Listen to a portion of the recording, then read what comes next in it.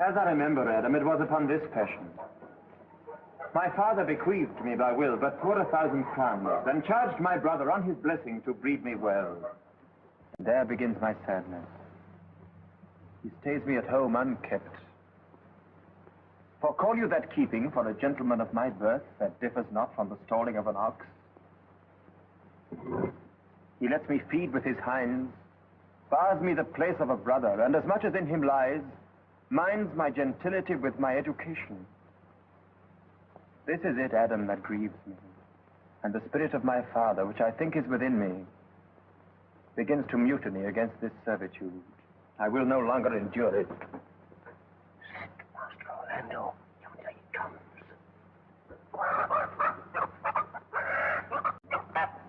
Stay apart, and thou shalt hear how he will shake me up.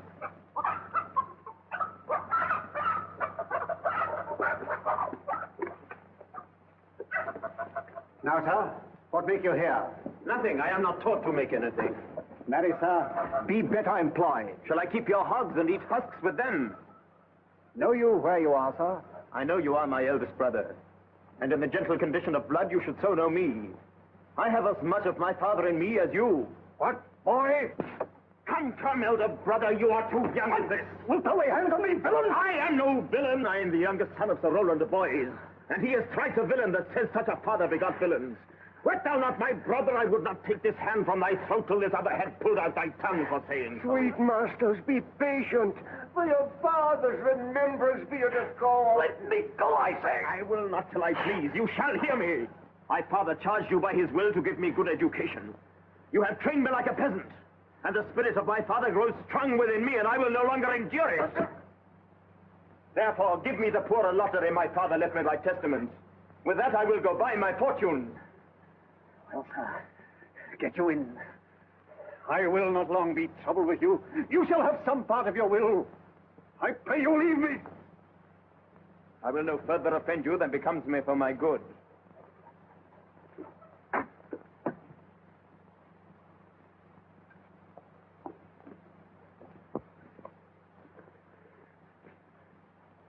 Get you with him, you old dog. Oh, God, my Lord. Most true, I have lost my teeth in your service.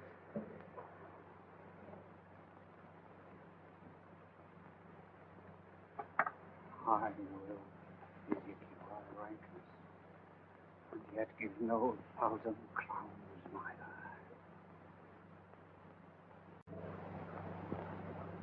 neither. Hurrah! Dennis!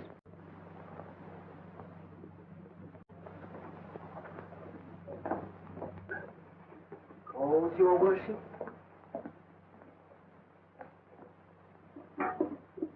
Was not Charles, the Duke's Wrestler, here to speak with me? So please you, he is here at the door. Call him in.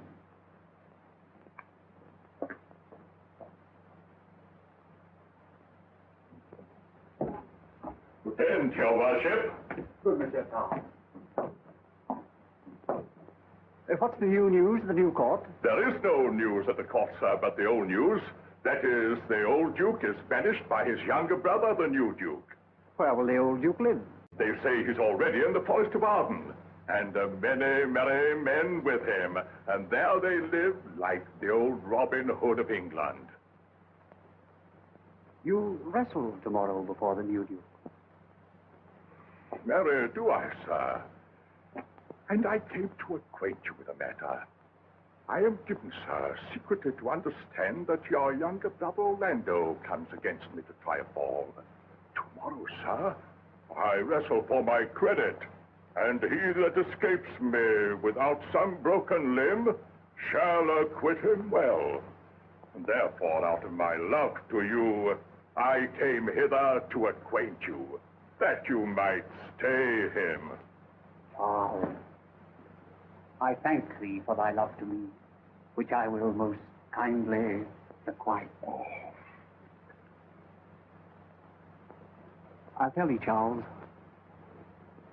my brother is the stubbornest young fellow of France, a secret and villainous contriver against me, his natural brother. Therefore, use thy discretion. I as lief thou didst break his neck as his finger.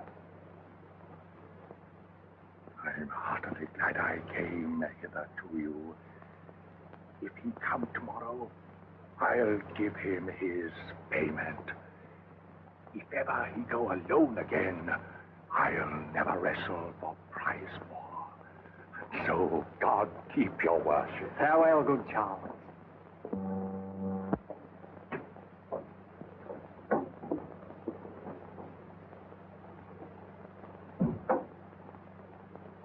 I hope I shall see an end of him.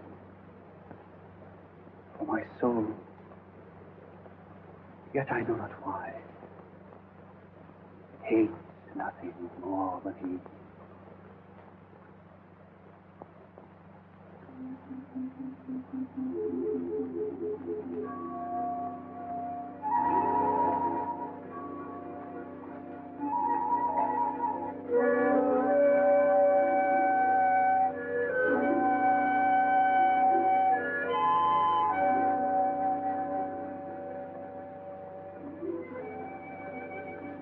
Rosalind, sweet my coz, be merry. Yes, Celia, I have shown more mirth than I am mistress of. Unless you could teach me to forget a banished father, you must not learn me how to remember any extraordinary pleasure. Herein I see thou lovest me not with the full weight that I love thee. If my uncle, thy banished father, had banished my uncle, the Duke thy father, so thou hast been still with me, I could have taught my love to take thy father for mine. So wouldst thou, if the truth of thy love to me were so righteously tempered as mine is to thee. Well, I will forget. You know my father hath no child but I, and truly, when he dies, thou shalt be his heir. For what he has taken away from thy father perforce, I will render thee again in affection. By mine honor I will. And when I break that oath, let me turn monster. Therefore, my sweet Rose, my dear Rose, be merry. From henceforth I will come and devise sport. Let me see. What think you of falling in love? Marry, I pray do, to make sport withal. But love no man in good earnest, nor no further in sport neither, than with safety of a pure blush thou mayst in honor come off again. What shall be our sport then? Oh, here comes Monsieur Le Beau, his mouth full of news.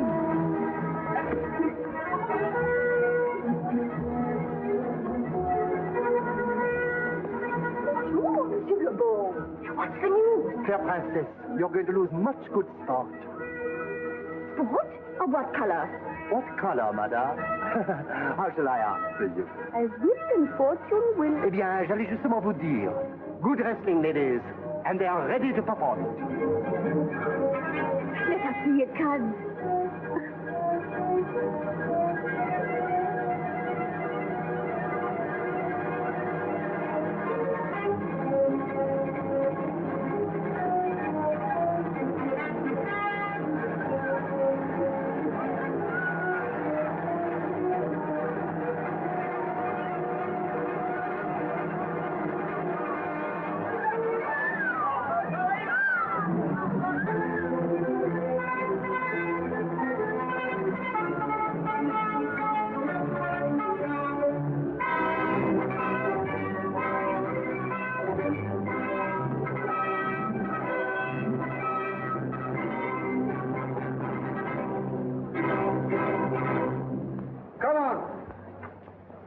Since this youth will not be entreated, his own peril on his forwardness. Is yonder the man? He, madame. Alas, he is too young. How now, daughter and cousin? Are you crept hither to see the wrestling? Aye, my liege. So please you give us leave. You will take little delight in it, I can tell you. There is such odds in the man. In pity of the challenger's youth, I would fain dissuade him, but he will not be entreated. Speak to him, ladies. See if you can move him. I'll not reply. Call him hither, good Monsieur Le Beau.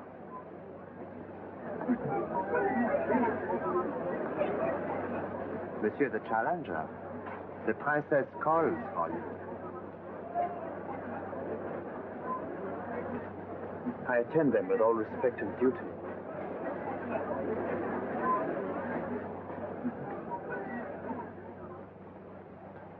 Young man, have you challenged Charles the wrestler?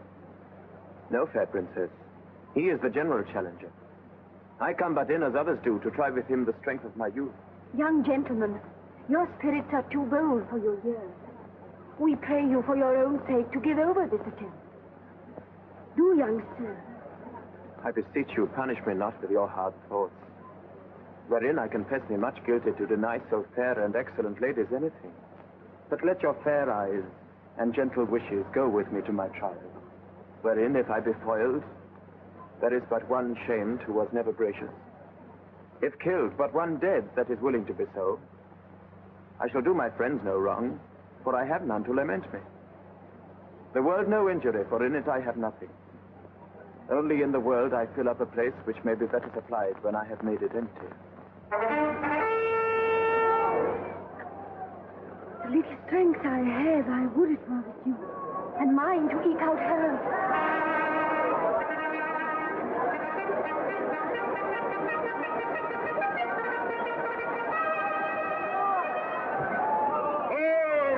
Where is this young gallant that is so desirous to lie with this motherer?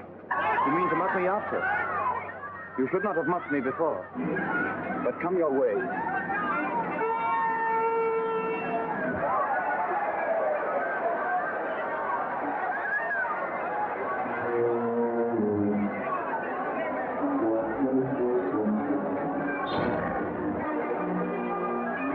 Blessed be thy speed, young man.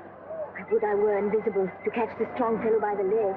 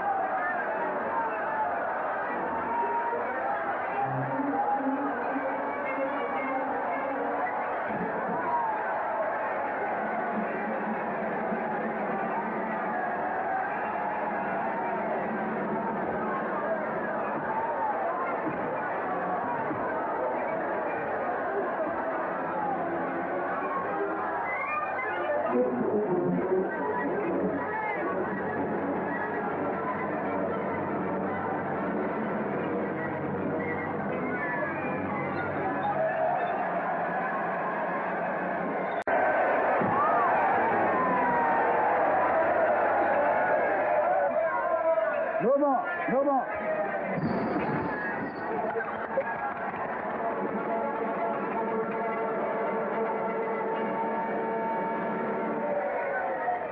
Now, dost thou, Charles? He cannot speak, my lord. Bear him away.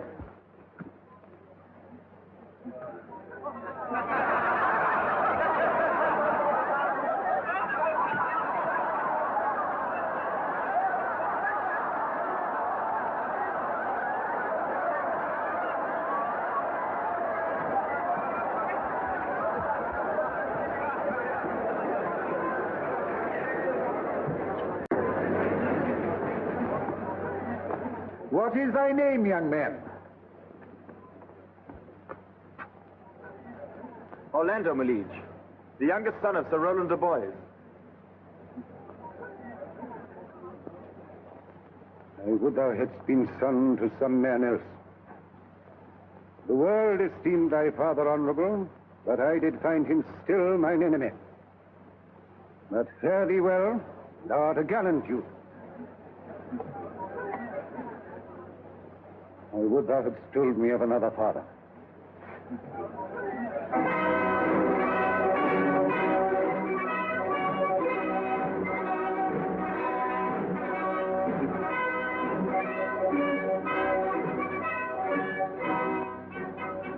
I my father, cousin, would I do this?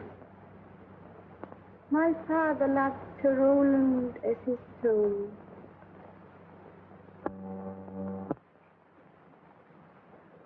Gentle cousin, let us go thank him and encourage him. Sir, you have well deserved. If you do keep your promises in love but justly, as you have exceeded promise, your mistress shall be happy. Gentlemen, wear this for me, one out of suits with fortune, that could give more, but that her hand lacks means. Shall we go, cousin? Aye. Stay well, fair gentlemen. Can I not say thank you? He calls us back. My pride fell with my fortune. I'll ask him what he would. Did you call, sir? Sir, you have wrestled well and overthrown more than your enemies. Will you go, Rosalind? Have with you. Fare you well.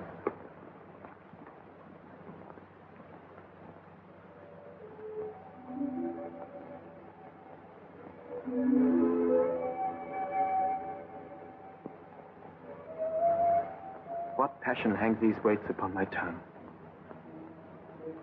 I cannot speak to her. Yet she urged conference. O poor Orlando, thou art overthrown.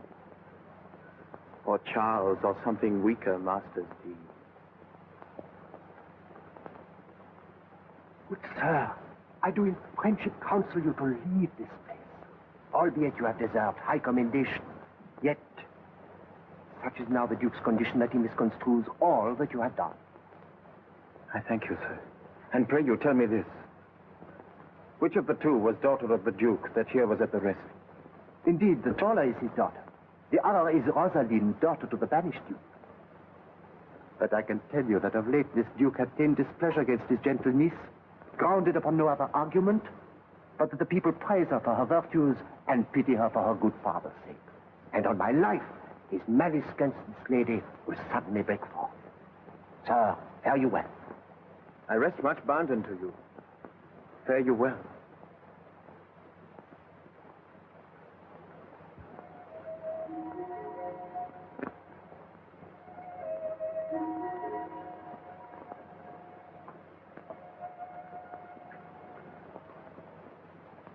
Thus must I from the smoke into the smother, from tyrant duke unto a tyrant brother.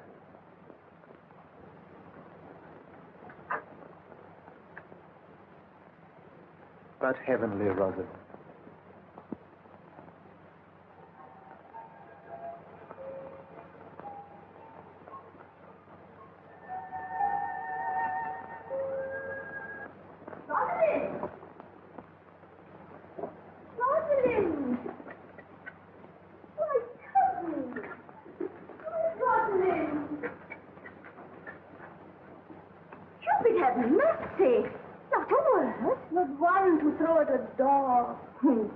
But is all this for your father? No. Some of it is for my father's child. Come, wrestle with your affection. Oh, they take the part of a better wrestler than myself.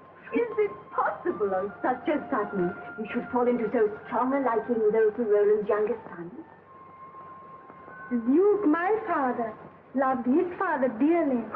Does it therefore ensue that you should love his son dearly? No. By this kind of chase I should hate him. For my father hated his father dearly. Yet I hate not Orlando. No, Faith. Hate him not for my sake. Oh, look. Here comes the Duke.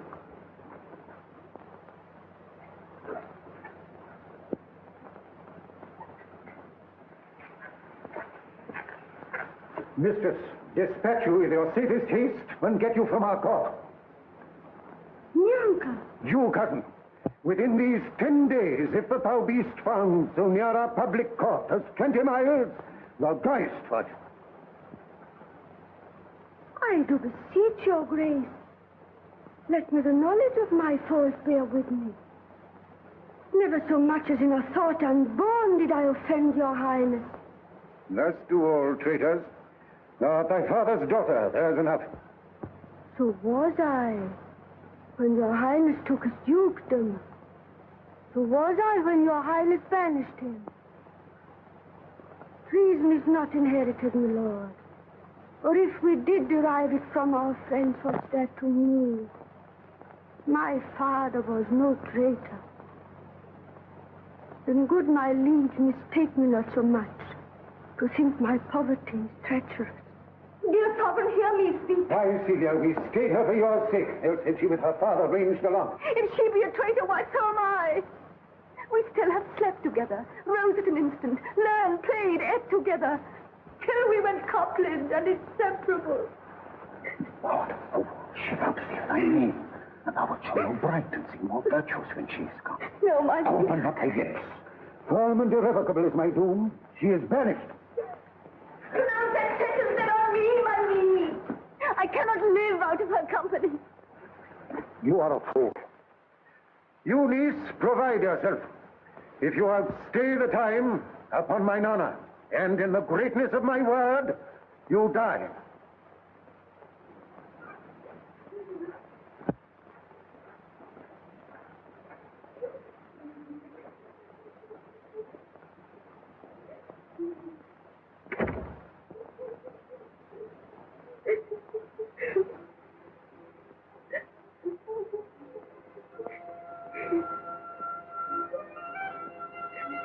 My poor Rosalind, whither wilt thou go?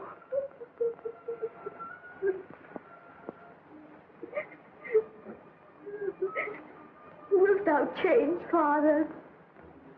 I will give thee mine. I charge thee, be not thou more grieved than I am. I have more cause. Thou hast not cut. Prithee, be cheerful. Knowest thou not the Duke hath banished me, his daughter? That he has not. No, hath not. Rosalind lacks then the love which teaches thee that thou and I am one.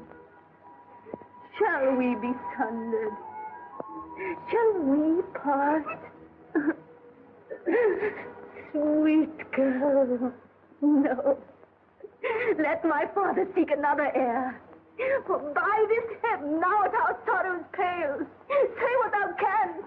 I'll go along with thee. Whither shall we go? To seek my uncle in the Forest of Arden.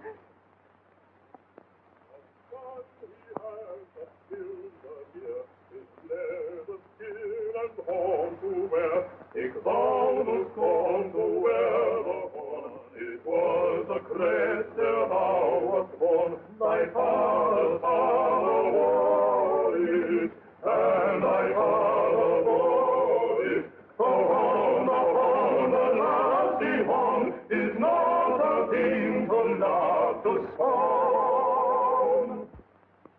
Now, my co-mates and brothers in exile, hath not old custom made this life more sweet than that of painted pomp?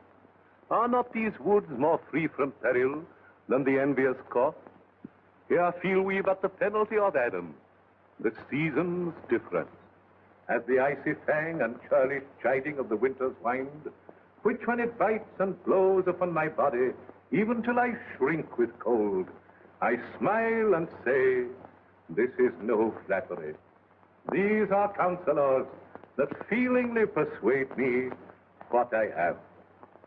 Sweet are the uses of adversity, which like the toad, ugly and venomous, wears yet a precious jewel in his head. And this our life, exempt from public haunt, finds tongues in trees, books in running brooks, sermons in stone, and good in everything. I would not change it. Happy is your grace, that can translate the stubbornness of fortune into so quiet and so sweet a sigh.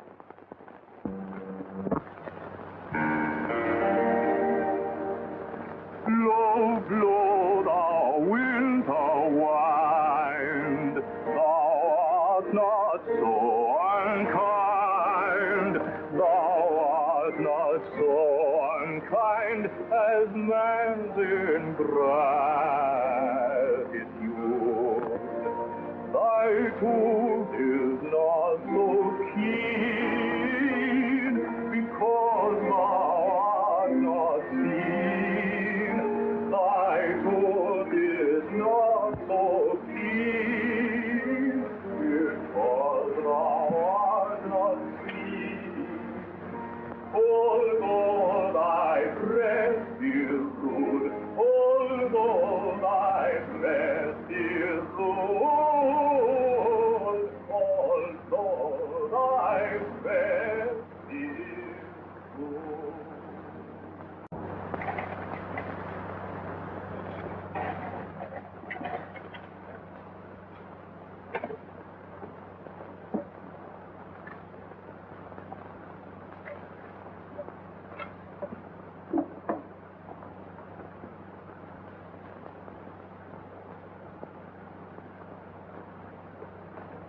Alas, what danger will it be to us, maids as we are, to travel forth so far?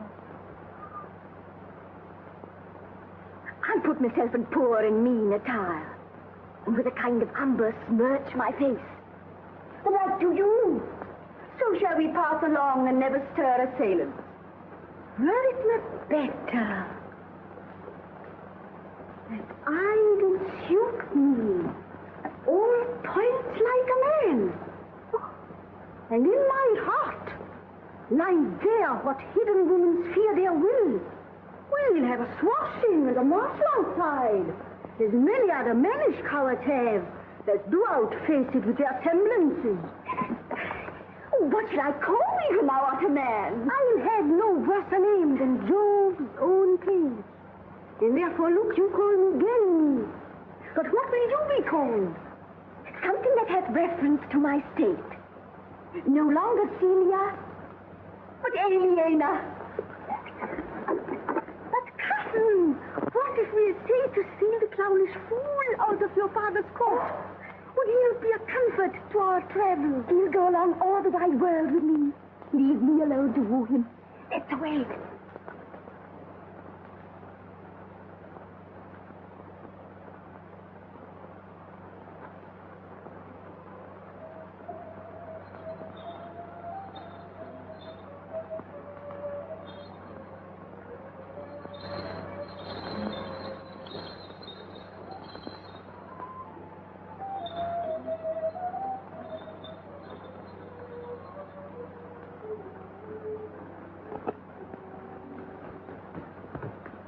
Now go we in content to liberty and not to banishment.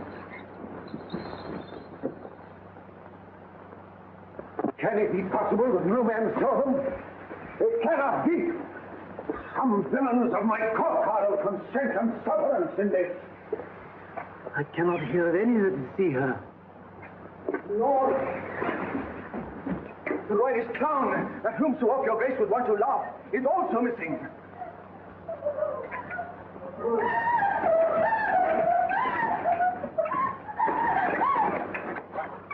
Hesperia, the princess gentlewoman, confesses that she secretly o'erheard your daughter and her cousin much commend the parts and graces of the wrestler that did but lately foil the sinewy Charles, and she believes wherever they are gone, that youth is surely in their company. Send for that wrestler. Fetch that gallant hither. If he be absent, bring his brother to me. I'll make him find him. Do this suddenly. And let not search or inquisition fail to bring again these foolish runaways.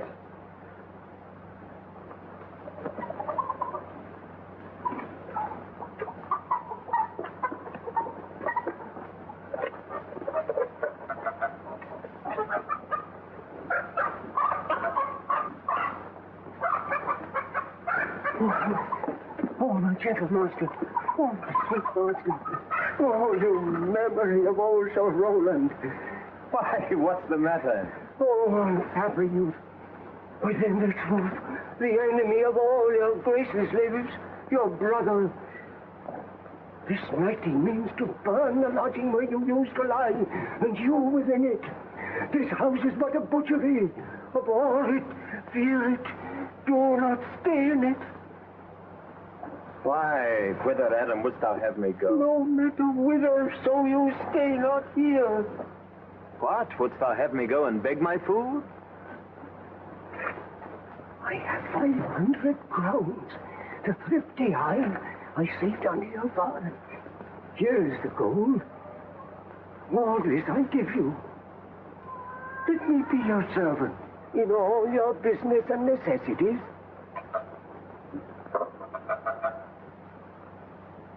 Oh, good old man. How well in thee appears the constant service of the antique world, where service sweat for duty, not for meed. Thou art not for the fashion of these times, where none will serve but for promotion. But come thy ways, we'll go along together. And ere we have thy youthful wages spent, we'll light upon some settled low content.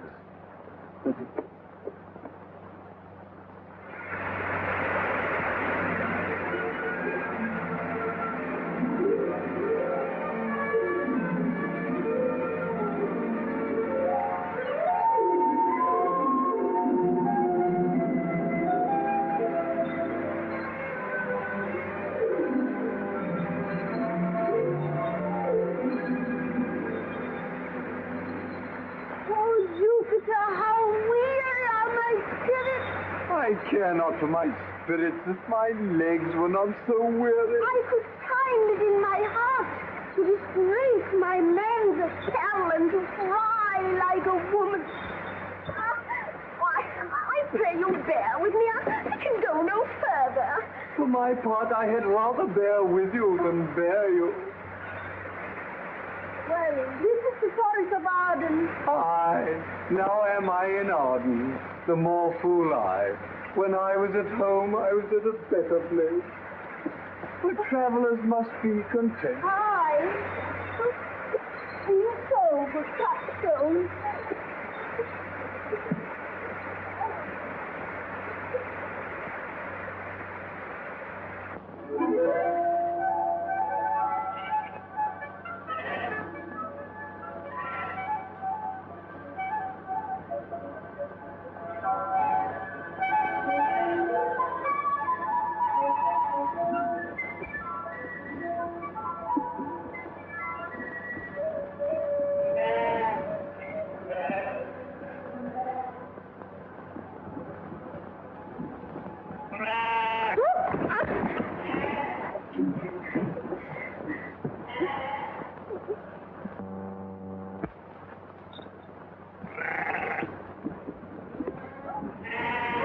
Oh, Corin!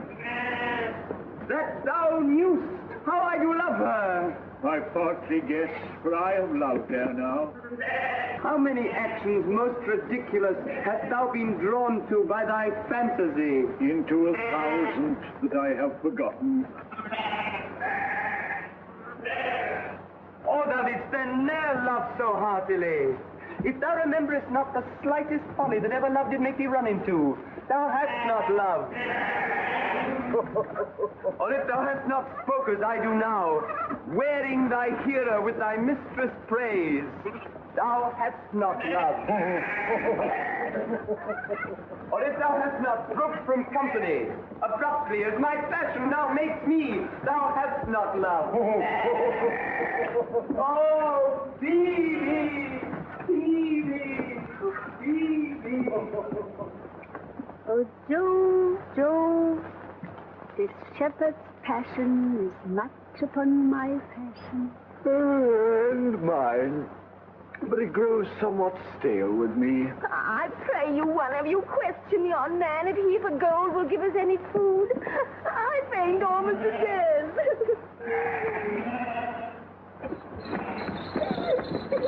Hello, you long. Peace, fool, he's not thy kinsman. Who called? Good morrow to you, friend. And to you, gentle sir, and to you all. I prithee, shepherd, if that lover of gold can in this desert place buy entertainment, here's a young maid who travel much oppressed and fames for succor. Fair sir, I pity her. But I am shepherd to another man, and do not share the fleeces that I graze. His cot, his flocks, and bounds of feed are now on sale. But what is? Come and see, and in my voice most welcome shall you be. I pray thee, if it stand with honesty, buy thou the cottage, pasture, and the flock, and thou shalt have to pay for the divorce. I like this place, and willingly would waste my time in it. Assuredly the thing is to be sold. Go with me. And if you like, upon report, the soil, the profit, and this kind of life, I will your very faithful feeder be.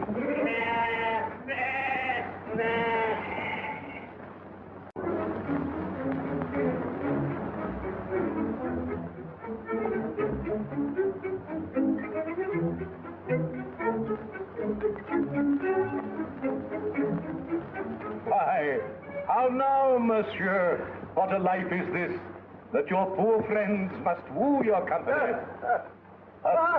You look merrily. A fool, a fool. I met a fool in the forest. A motley fool. A miserable world. As I do live by food, I met a fool who laid him down and basked him in the sun and railed on Lady Fortune in good terms, in good set terms, and yet a motley fool. Good morrow, fool, quoth I. No, sir, quoth he. Call me not fool till heaven hath sent me fortune. And then he drew a dial from his poke, and looking on it with lackluster eye, says very wisely, it is 10 o'clock. Thus we may see, quoth he, how the world wags. 'Tis but an hour ago since it was 9, and after 1 hour more till the 11. And so from hour to hour we ripe and ripe, and then from hour to hour we rot and rot, and thereby hangs the tale. Oh, noble fool, a worthy fool, motley's the only wear. What fool is this? Oh, worthy fool, would that I were a fool. I am ambitious for a motley coat. Forbear and eat no more. Why, I've ate none yet. Nor shalt not till necessity be served. Of what kind should this cock come on? Forbear, I say. He dies who touches any of this fruit till I and my affair are answered. And you will not be answered with reason. I must die. What would you have? Your gentleness shall force, more than your force move us to gentleness. I almost die for food. Let me have it. Sit down and feed, and welcome to our table. Speak you so gently. Pardon me, I pray you. I thought that all things had been savage here, and therefore put I on the countenance of stern commandment. But whate'er you are, if ever you have looked on better days, if ever been where bells have knolled to church, if ever sat at any good man's feast, if ever from your eyelids wiped a tear and know what is to pity and be pitied, let gentleness my strong enforcement be, in the which hope I blush and hide my sword. True is it that we have seen better days, and have with holy bell been knolled to church, and sat at good men's feasts, and wiped our eyes of drops that sacred pity hath engendered. Therefore, sit you down in gentleness. Yet but forbear your food a little while. There is a poor old man who after me hath many a weary step limped in pure love, till he be first sufficed, oppressed with 2 weak evils, age and hunger, I will not touch a bit. Go seek him out, and we will nothing waste till your return. I thank ye, and be blessed for your good comfort. Thou seest, We are not all alone unhappy. This wide and universal theatre presents more woeful pageants than the scene wherein we play in. All the world's a stage. And all the men and women, merely players. They have their exits and their entrances. And one man in his time plays many parts. His acts being 7 ages. At first, the infant, mewling and puking in the nurse's arms. Then the whining schoolboy with his satchel and shining morning face, creeping like snail, unwillingly to school. And then the lover, sighing like a furnace, with a woeful ballad made to his mistress' eyebrow. Then a soldier, full of strange oaths and bearded like the bard, jealous in honor, sudden and quick in quarrel, seeking the bubble reputation even in the cannon's mouth. And then the justice, in fair round belly, with good capon lined, with eyes severe and beard of formal cut, full of wise saws and modern instances, and so he plays his part. The 6th age shifts into the lean and slippered pantaloon, with spectacles on nose and pouch on side. His youthful hose, well saved, a world too wide for his shrunk shank, and his big manly voice, turning again toward childish treble, pipes and whistles in his sound. Last scene of all, that ends this strange, eventful history, is second childishness and mere oblivion. Sans teeth, sans eyes, sans taste, sans everything.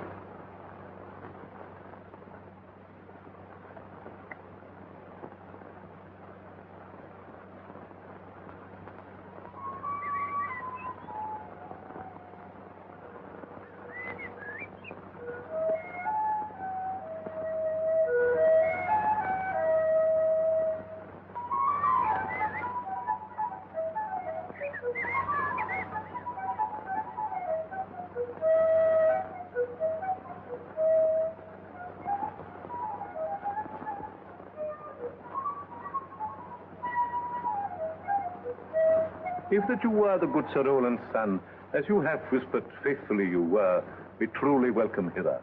Good old man, thou art right welcome as thy master is.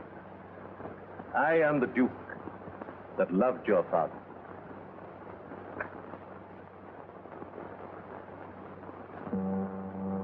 Seen him since? Sir, that cannot be. But look to it. Find out thy brother, wheresoe'er he is. Seek him with candle. Bring him, dead or living, within this 12 months, or turn thou no more to seek a living in our territory. Thy lands and all things that thou dost call thine worth seizure, do we seize into our hands, till thou canst quit thee by thy brother's mouth of what we think against thee. Oh, that your highness knew my heart in this. I never loved my brother in my life. More villain thou. Well, push him out of doors. And let my officers of such a nature make an extent upon his house and lands. Do this expediently and turn him going.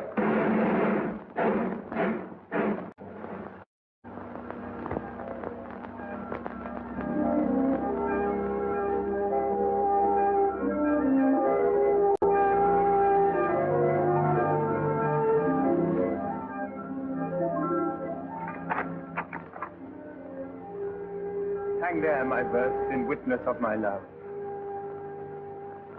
And thou, thrice-crowned Queen of Night, survey with thy chaste eye from thy pale sphere above thy huntress name that my full life doth sway.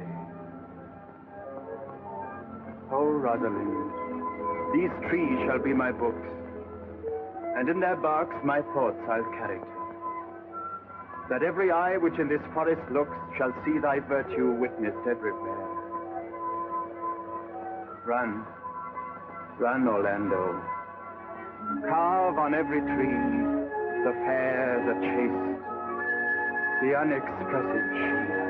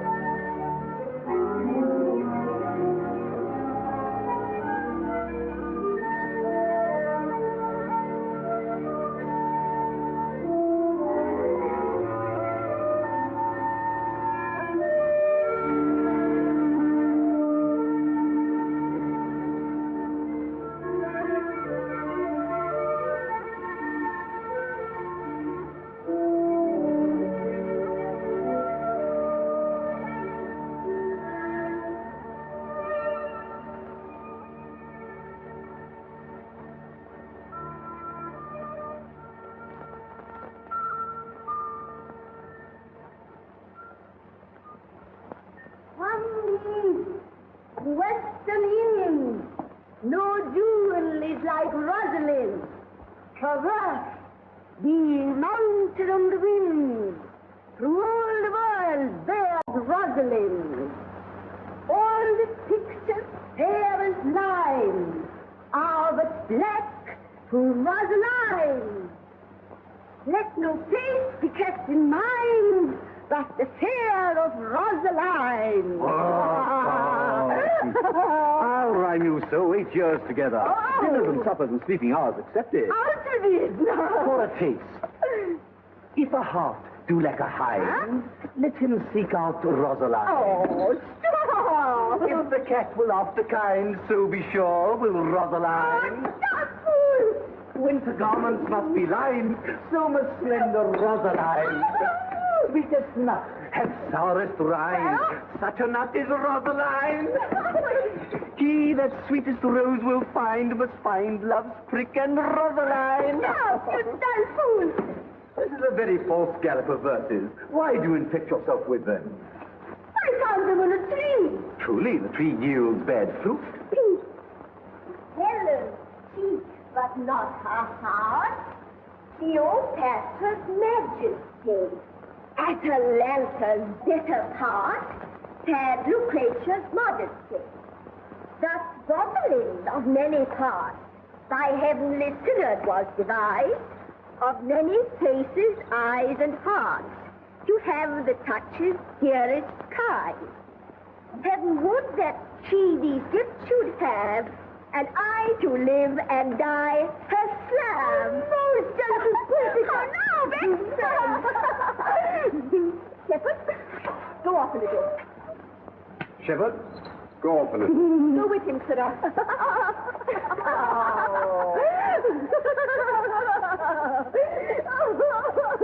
Didn't thou hear without wondering how thy name should be hanged and carved upon these trees? I was 7 of the 9 days out of the wonder before you came.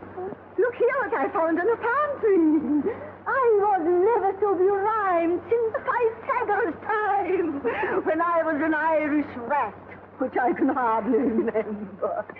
Trow you who has done this? Is it a man?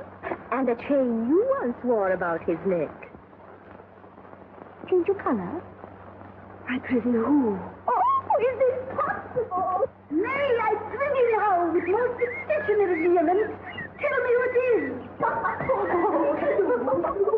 Oh, wonderful, wonderful. And most wonderful, wonderful. And yet again, wonderful.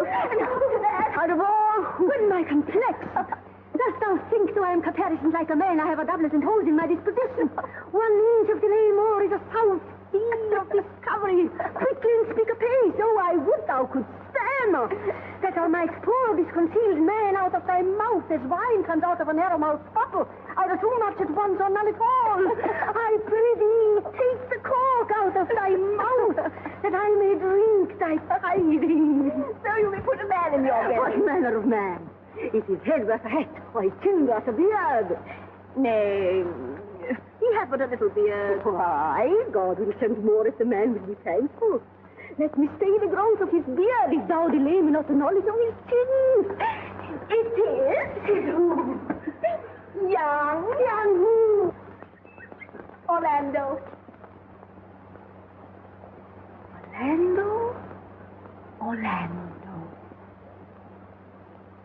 Alas,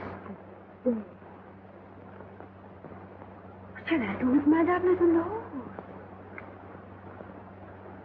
What did he when thou sawest him? What tell him? How looked he? What makes he here? Did he ask for me? Or shalt thou see him again? Answer me in one word. You must borrow me gargantuous mouth first. But take a taste. I found him under a tree, like a dropped acorn. May well be called Jove's tree, when it drops forth such fruit. There lay he, stretched along like a wounded knight. Though it be pity to see such a sight, it well becomes the ground. I holler to thy tongue, I prithee. Thou bringst me out of tune. Oh, Elena! Elena! Oh, you don't know I'm a woman. Well, I think I must speak. Please stay on. No, you bring me up.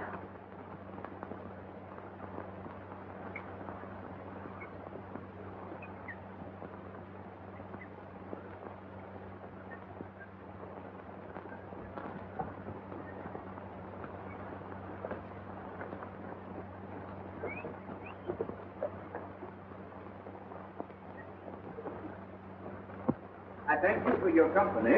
With good faith, I had as lief have been myself alone. And so had I. But yet, for fashion's sake, I thank you, too, for your society. God be with you. Let's meet as little as we can. I do desire we may be better strangers. I pray you, mar no more trees with writing love songs in their barks. I pray you, mar no more of my verses with reading them ill-favoredly. Rosalind is your love's name. Yes, just. I do not like her name. There was no thought of pleasing you when she was christened. What stature is she of? Just as high as my heart. You're full of pretty answers. I am weary of you. I'll tarry no longer with you. Farewell, good Signor Love. I am glad of your departure. Adieu, good Monsieur Melancholy. Hiya, Forester, do you hear? Very well. What would you? I pray you, what is the clock? You should ask what time of day. There is no clock in the forest. And there is no true lover in the forest. Else sighing every minute and groaning every hour would detect the lazy foot of time as well as a clock. Quite well, you pretty youth. But this shepherdess, my sister, here in the skirts of the forest like fringe upon a petticoat. Your accent is something finer than you could purchase in so removed a dwelling. I have been told so of many. But indeed an old religious uncle of mine taught me to speak. He was in his youth an inland man, one that knew courtship too well, for there he fell in love. I've heard him read many lectures against it, and I thank God I'm not a woman to be touched with so many giddy offenses. Can you remember any of the principal evils that he laid to the charge of women? I pray thee recount some of them. No. I will not cast away my physic, but on those that are sick. There is a man haunts the forest that abuses our young plants with carving Rosalind on their barks, hangs oaths upon hawthorns, and elves and brambles. And all forsooth defying the name of Rosalind. If I could meet that fancy-monger, I would give him some good counsel, for he seems to have the quotidian of love upon him. I am he that is so love-shaked. I pray you tell me your remedy. There is none of my uncle's marks upon you. He taught me how to know a man in love. What were his marks? A lean cheek, which you have not. A blue eye, and sunken, which you have not. A beard neglected, which you have not. And your hose should be ungartered. Your bonnet unbanded. Your sleeve unbuttoned, your shoe untied. And everything about you demonstrating a careless desolation. But you are no such man. You are rather point device in your accoutrements, as loving yourself and seeming the lover of any other. I swear to thee, youth, by the white hand of Rosalind, I am that he, that unfortunate he. But are you as much in love as your rhymes speak? Neither rhyme nor reason can express how much. Love is merely a madness, yet I profess curing it by counsel. Did you ever cure any soul? One. And in this manner, he was to imagine me, his love, his mistress. And I set him every day to woo me, at which time I, being but a moonish youth, would now like him, now loathe him, then entertain him, then forswear him, now weep for him, now spit at him, that I drave my suitor from his mad humor of love into a living humor of madness. And thus I cured him. And this way will I take upon me to wash your liver as clean as a sound sheep's heart, that there shall not be one spot of love in it. I would not be cured, you. But I would cure you, if you would but call me Rosalind, and come every day to my cot to woo me. Now, by the faith of my love, I will. Tell me where it is. Go with me, and I'll show it you. And by the way, you can tell me where in the forest you live. Will you go? With all my heart, good youth. Nay, you must call me Rosalind. Rosalind.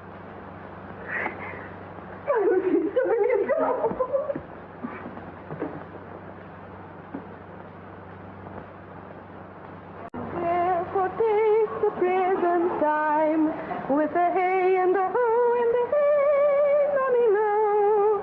For love is crowned with the prime in springtime, the only pretty ring time, when the birds do sing, hey ding-a-ding-a-ding, hey ding-a-ding-a-ding, sweet lovers love the spring. How now, Audrey? Am I the man yet? Doth my simple features content you? Lord wonders, what features?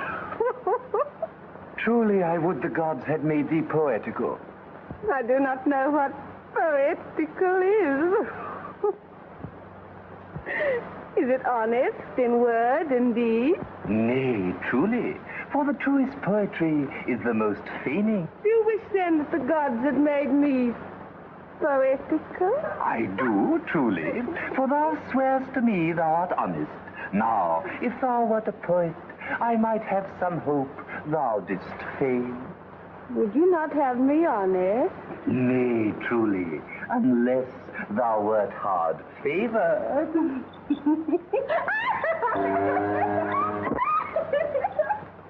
Never talk to me, I will weep. You, I forgive. But yet have the grace to consider that tears do not become a man. But have I not cause to weep? As good a cause as one would desire. Therefore weep. His very hair is of the dissembling color, even browner than Judas's. Marry, his kisses are Judas's own children. His hair is of a good color. An excellent color. Your chestnut was ever the only color. And his kissing is as full of sanctity as the touch of holy bread. The very ice of chastity, is it? But why? Why did he swear he would come this morning and comes not? Nay, certainly. There is no truth in him. You're true in love. Yes, when he is in. I think he's not in. You had heard him swear downright he was. Was it not in? Besides, the oath of a lover is no stronger than the word of a tapster. He tends here in the forest on the Duke, your father.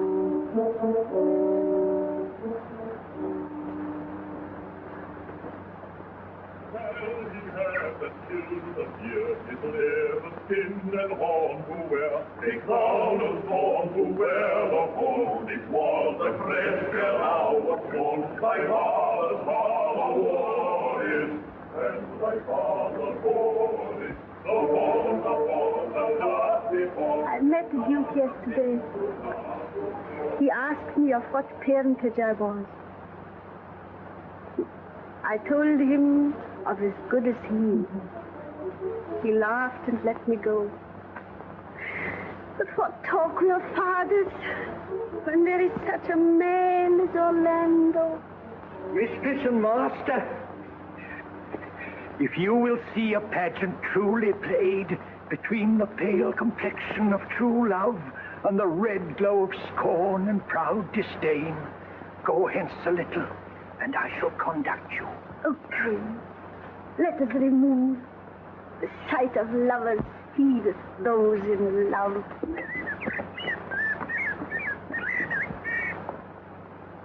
Sweet Phoebe, do not scorn me. Do not, Phoebe. Say that you love me not, but say not so in bitterness. I fly thee, for I would not injure thee. Thou tell'st me there is murder in mine eyes. 'Tis pretty sure and very probable. And if mine eyes can wound, now let them kill thee. Now counterfeit the swoon. Why now fall down? Or if thou canst not, oh, for shame, for shame. Lie not to say mine eyes are murderers. Oh, dear Phoebe, if ever, as that ever may be near, you meet in some fresh cheek the power of fancy, then shall you know the wounds invisible that love's keen arrows make. But till that time, come not thou near me. And when that time comes, afflict me with thy locks. Pity me not. Until that time, I shall not pity thee. And why, I pray you, who might be your mother, that you insult, exalt, and all at once over the wretched? What? Though you have no beauty, must you therefore be proud and pitiless? Why? What means this? Why, look at me. Oh, my little life, I think she means to tangle my eyes, too. No! Faith, proud mistress. Hope not after it. 'Tis not your inky brows, your black silk hair, your blue eyeballs, nor your cheek of cream that can attain my spirit to your worship. You foolish shepherd. Wherefore do you follow her like foggy south puffing with wind and rain? You are 1,000 times a properer man than she a woman. 'Tis not her glass, but you that flatters her. But, mistress, know yourself. Down on your knees. Thank heaven fasting for a good man's love. For I must tell you, friendly, in your ears, tell when you can. You are not for all market. So take her to thee, shepherd. Very well. Sweet youth, I pray you chide a year together. I had rather hear you chide than this man woo. I pray you do not fall in love with me, for I am falser than vows made in wine. Besides, I like you not. Come, sister, let us go.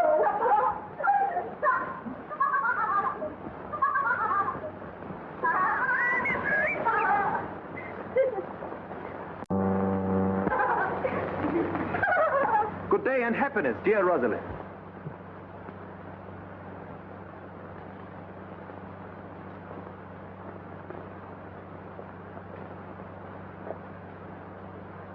Good day and happiness, dear Rosalind.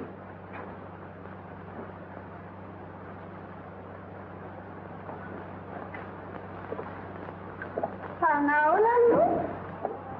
Where have you been all this while? You a lover. And you serve such another trick never come in my sight anymore. My fair Rosalind, I came within an hour of my promise. Break an hour's promise in love. He that will divide a minute into 1,000 parts and break but a part of 1,000th part of a minute in the affairs of love. It may be said of him that Cupid has clapped him on the shoulder, but I'll warrant him heart whole. Pardon me, dear Rosalind. Nay, and you be so tardy, come no more in my sight. I had as lief be a wood of a snail. Of a snail? Aye, of a snail. For though he comes slowly, he carries his house on his head. A better jointure, I think, than you make a woman. Besides, he brings his destiny with him. What's that? Oh, Virtue is no horn maker, and mine Rosalind is virtuous. and I am your Rosalind. Come, woo me. For now I am in a holiday humor and like enough to consent. What would you say to me now? And I were your very, very Rosalind. I would kiss before I spoke. Nay. You had better speak first. Very good orators, when they are out, they will spit. And for lovers lacking matter, the cleanliest shift is to kiss. Who could be out being before his beloved mistress? Marry, that should do if I were your mistress. Am not I your Rosalind? I take some joy to say you are, because I will be talking of her. Well, and in her person, I say, I will not have you. Then in mine own person, I die. No, Faye. Die by attorney. The poor world is almost 6,000 years old.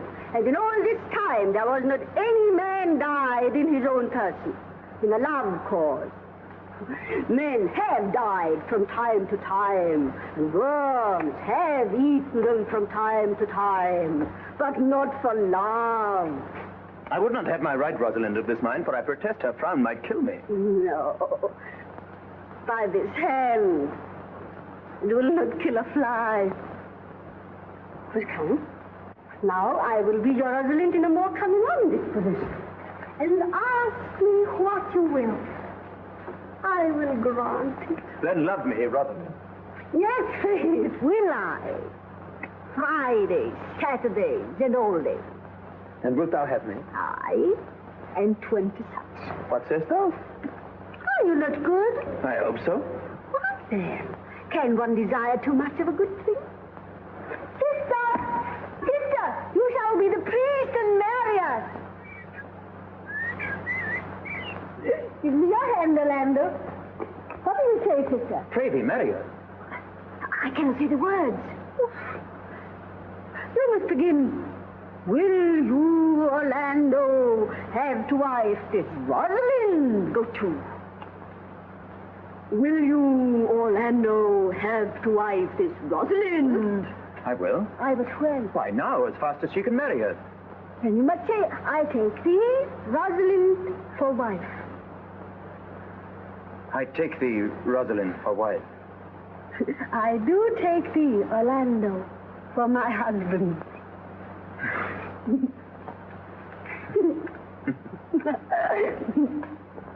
Tell me, Orlando, how long would you have her after you've possessed her? Forever and a day. Stay a day without the ever. Oh, no, Orlando. Men are April when they woo, and December when they wed.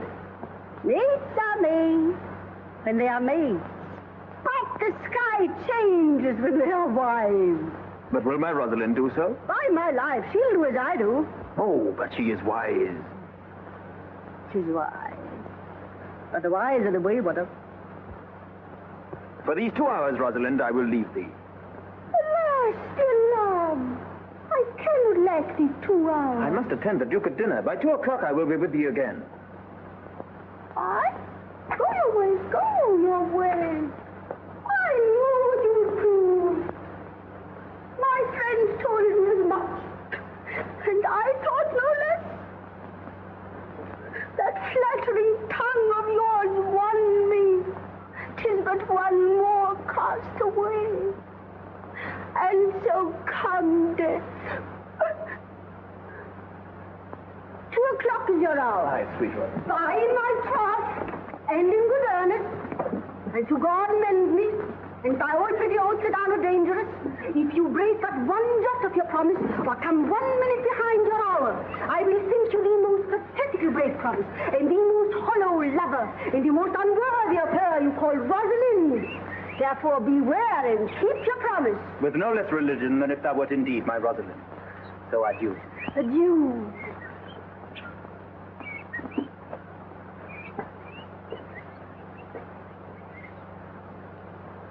Adieu.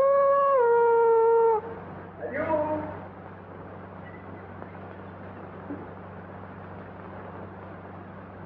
Adieu.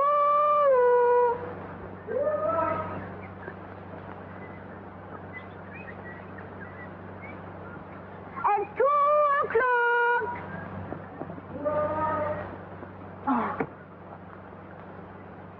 At 2 o'clock.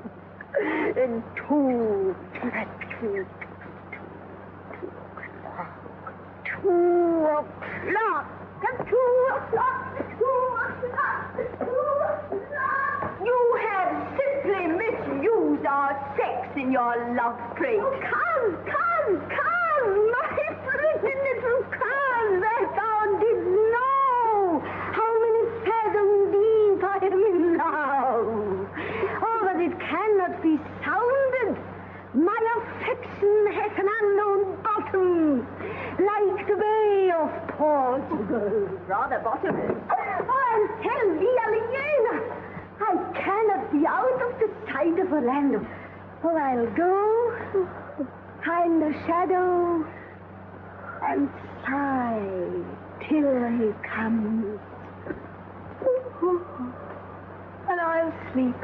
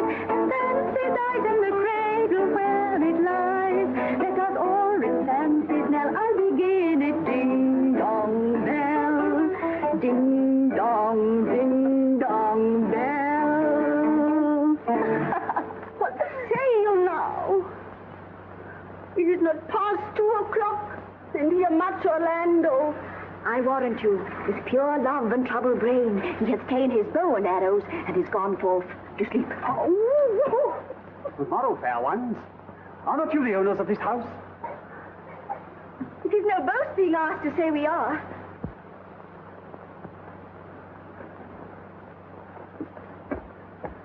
Orlando doth commend him to you both.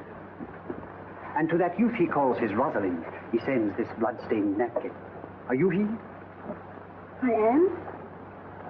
What must we understand by this? Some of my shame, if you know of me what man I am, and how and why and where this handkerchief was stained. I pray you tell it. When last young Orlando parted from you, he left a promise to return again within the hour. And pacing through the forest, lo what befell. Under an oak, a wretched, ragged man lay sleeping on his back. About his neck, a green and gilded snake had wreathed itself. But suddenly, seeing Orlando, it unlinked itself and slipped away into a bush, under which bush's shade a lioness lay crouching, head on ground, with cat-like watch whenever the sleeping man should stir. This seen, Orlando did approach the man, and found it was his brother, his elder brother. Oh, I've heard him speak of that same brother, and he did render him the most unnatural that lived amongst men. And well might he so do, for well I know he was unnatural. But for Orlando, did he leave him there? Twice did he turn his back and purposed so, but kindness, nobler ever than revenge, made him give battle to the lioness, which quickly fell before him, in which hurtling from miserable slumber I awaked. Are you his brother? Was you rescued? Was you that did so oft contrive to kill him? Was I? But 'tis not I. I do not shame to tell you what I was, since my conversion so sweetly tastes being the thing I am. But for this blood-stained napkin? By and by. When, from the first to last, betwixt us two, tears our accountments had most kindly bathed, as how I came into that desert place. In brief, he led me to the gentle Duke, who gave me fresh array and entertainment, committing me unto my brother's love, who led me instantly into his cave, there stripped himself, and here, upon his arm, the lioness had torn some flesh away, which all this while had bled. And now he fainted, and cried in fainting upon Rosalind. Oh, why, how now, Ganymede? Sweet Ganymede. Many will swoon when they do look on blood. There is more in it. Cousin, Ganymede. Look here, it covers.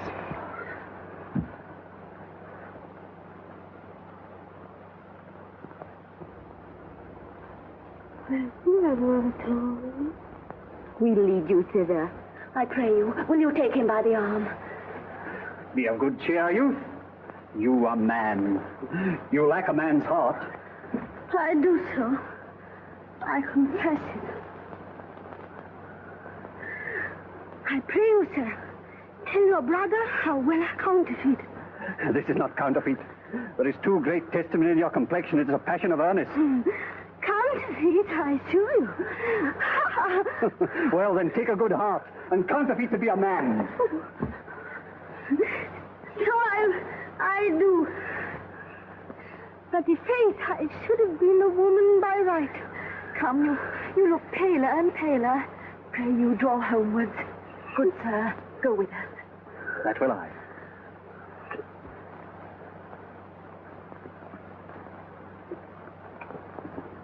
Counterfeit, I assure you.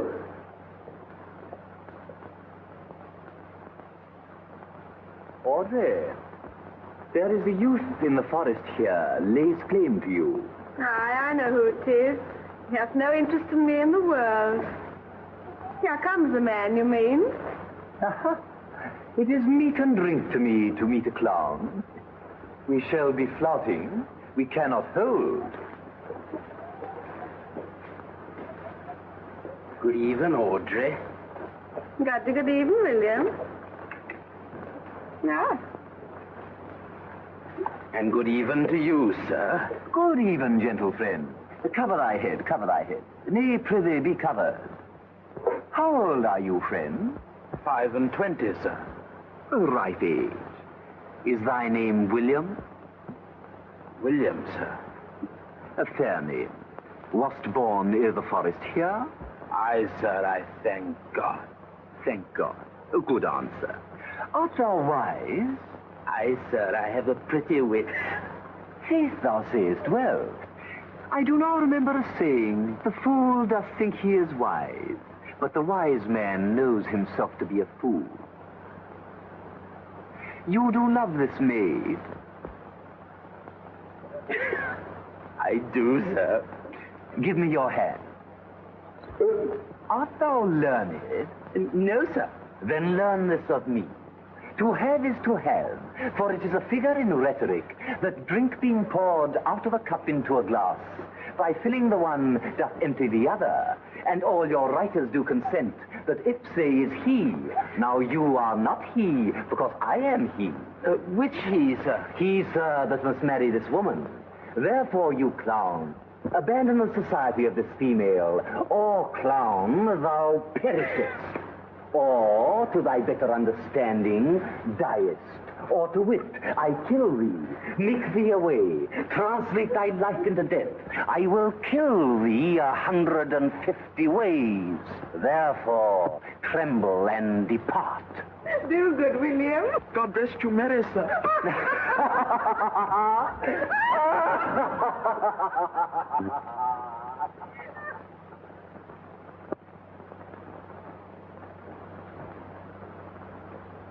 Is it possible that on so little acquaintance, that but seeing Eleanor you should love her, and loving woo and wooing she should grant? Neither call in question my sudden wooing nor her sudden consenting. But say with me, I love Eleanor. Tell me where is fancy bred, or in the heart, or in the head, how big God hath now his shed. Reply, reply.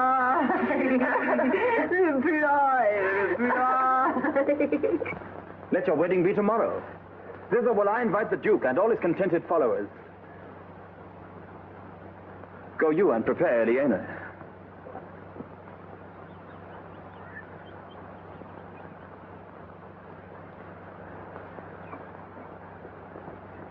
I tell you, brother. And you, fair sister?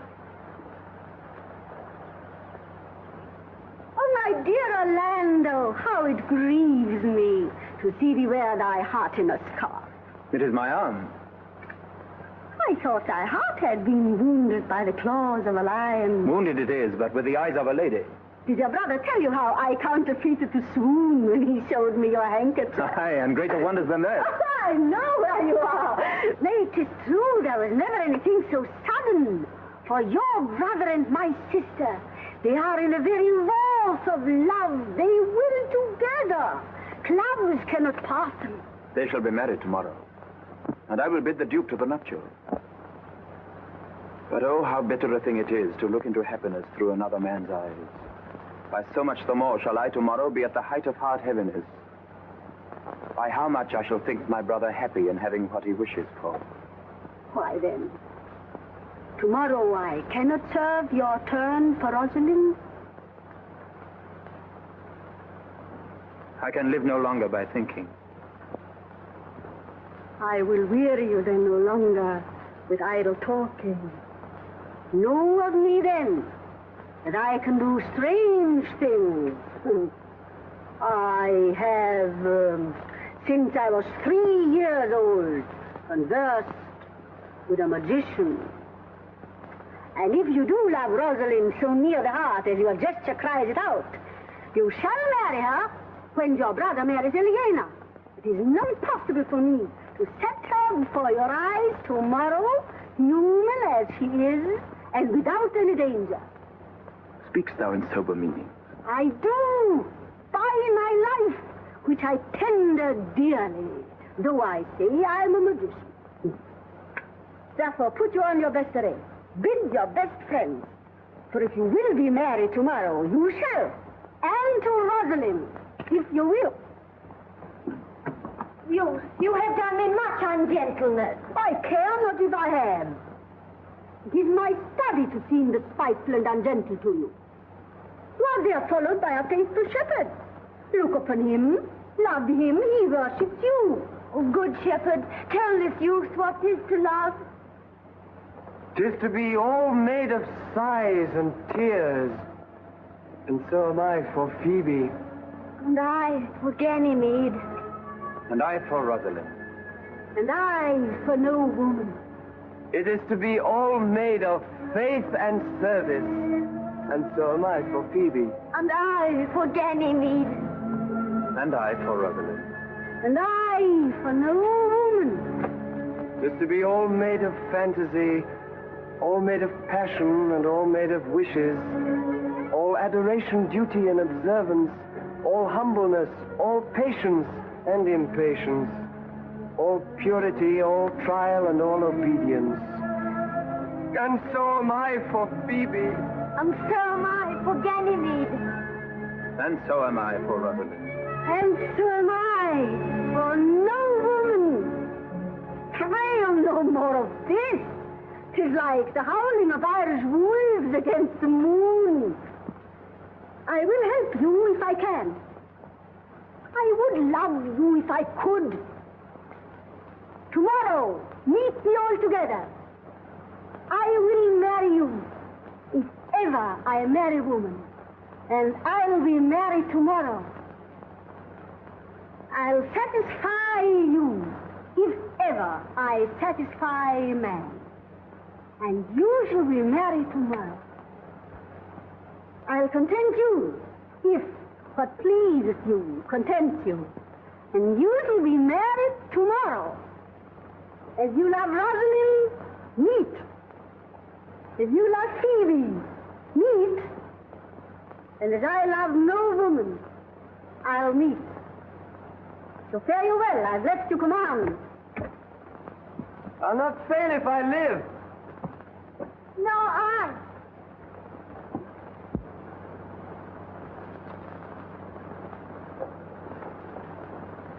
All right.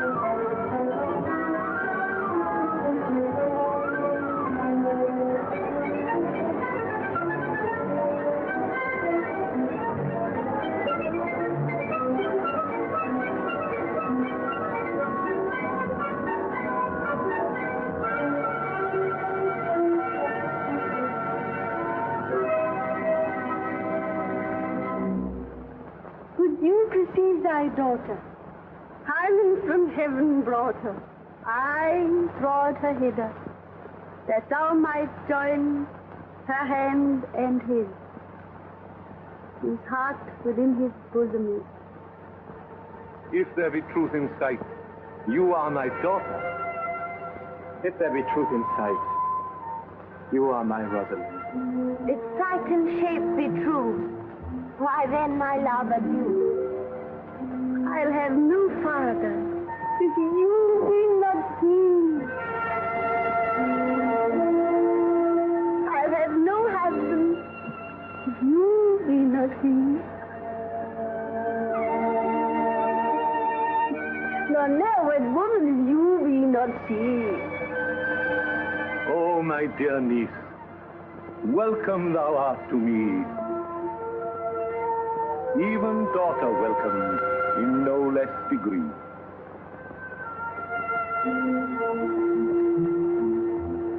I will not eat thy word, now thou art mine. Thy face, my fancy to thee doth combine.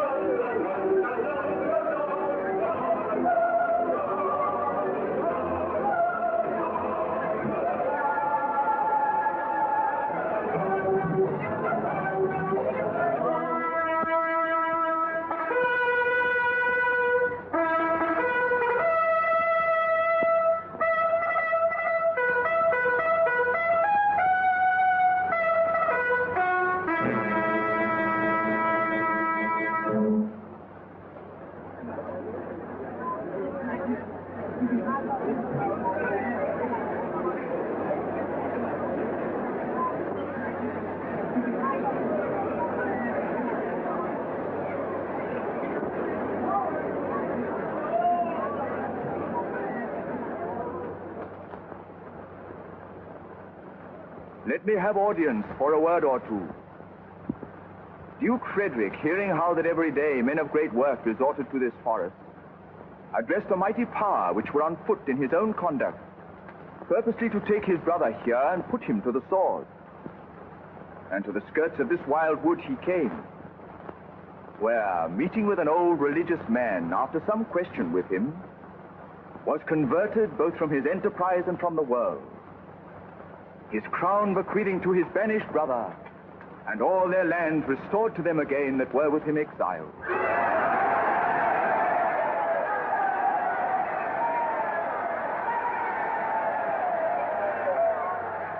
Welcome, young man.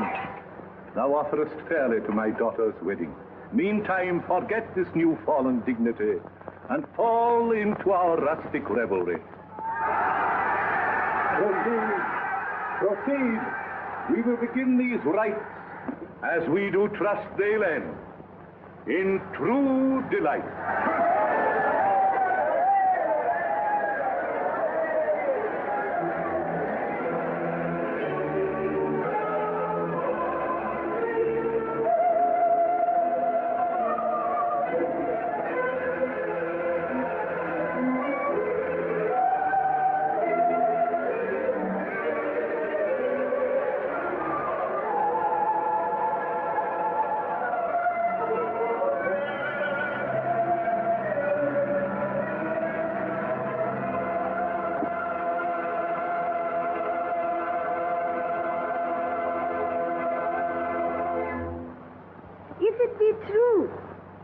That good wine needs no bush. 'Tis true that a good play needs no epilogue. Yet the good wine, they do use good bushes, and good plays prove the better by the help of good epilogue. What a case am I in then, that am neither a good epilogue, nor cannot insinuate with you in the behalf of a good play. I am not furnished like a beggar. Therefore, to beg will not become you.